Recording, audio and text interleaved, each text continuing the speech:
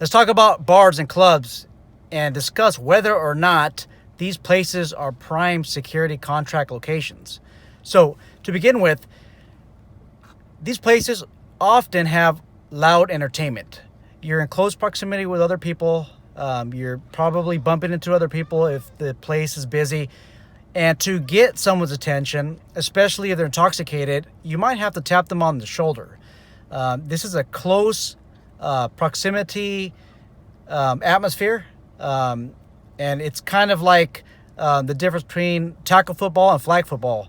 You're going to be contacting people up close and personal, touching them perhaps just to get their attention. This isn't flag football. This is bars and clubs. The atmosphere can be very rough, and just because you have to basically be within proximity within some of these people, they might think that you're invading their space, which you probably are. And they might not understand your role, and they might take offense to that, and you might end up becoming involved in a fight or some type of altercation with some of these people. To me, these places are high risk. You better be asking for a lot of money for that contract.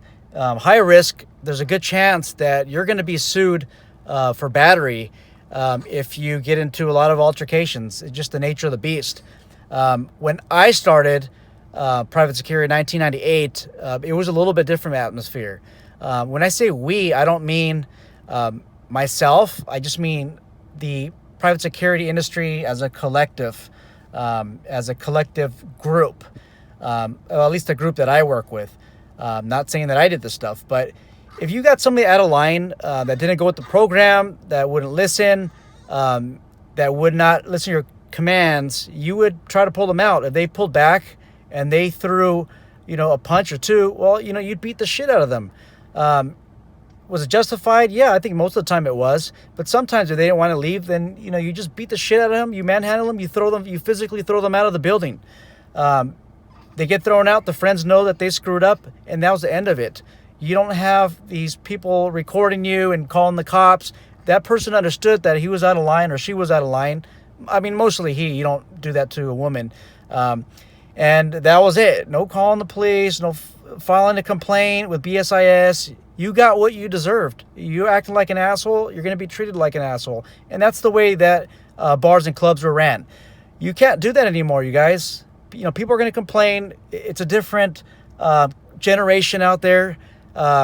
It's all about, let me complain, let me try to get some money, let me sue this company, let me call the police, let me record this.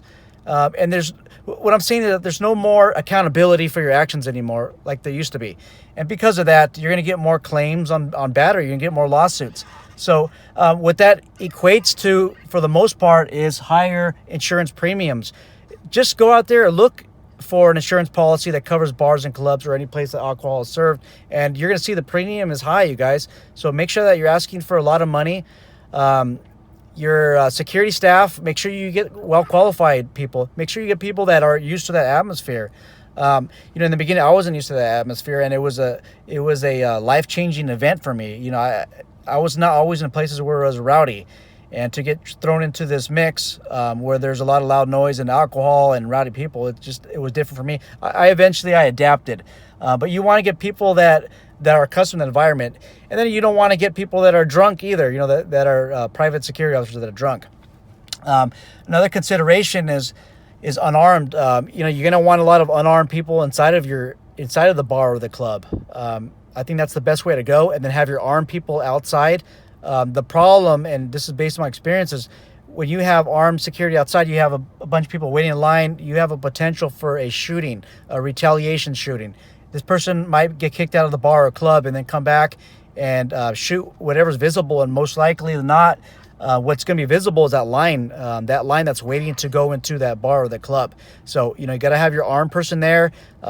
Make sure that everybody's waiting, and maybe some type of physical barricade so that you can prevent them from getting shot. You might not have the option, but it's just some things to think about. Okay, you got to have staff that are able to control their emotions. You can't have somebody that's just going to flip out.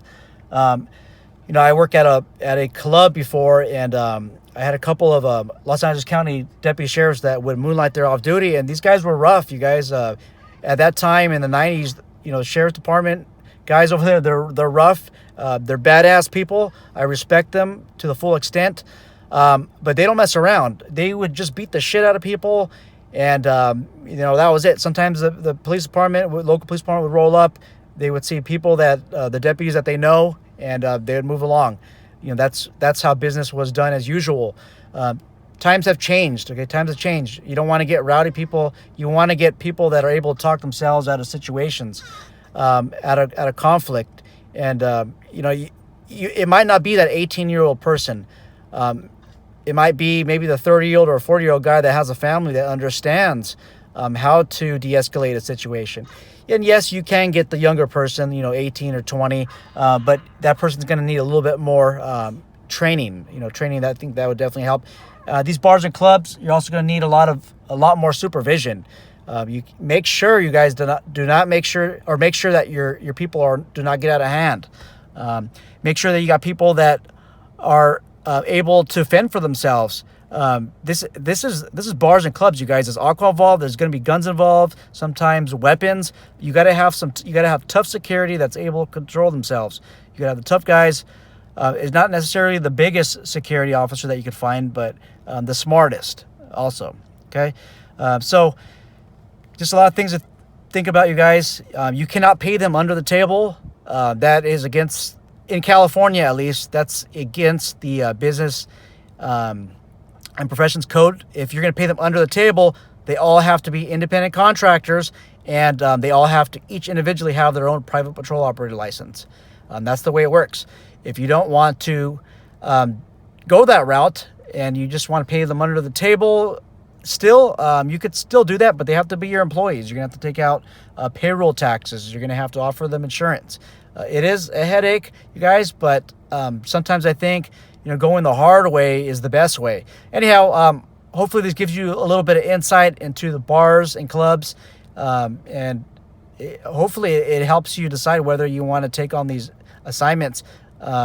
Many times, you guys, the bar security or club security staff management, in fact, they don't want to. A lot of times, they don't want their own in-house people for liability reasons. If there's a lawsuit, they want that lawsuit to fall upon the private security company. And again, the lawsuits, they're going to be the battery, you guys, the false imprisonment, because you're going to end up having to detain people and arrest people for breaking the law, for disturbing the peace, for getting in fights. And the code that usually follows that it is false imprisonment and battery, because you have to end up touching them. Many times you're in the okay and no crime has been committed, but you might have that person that might push it a little bit too far, and you're gonna have to explain to law enforcement why this was not a battery, why this wasn't a false imprisonment. Okay, hope this helps you guys. If you have any questions, comment below. If you have any management experience working at bars or clubs and you'd like to give our audience insight, please put your comments in the section below. Thank you very much, and stay tuned for the next show. Thank you very much.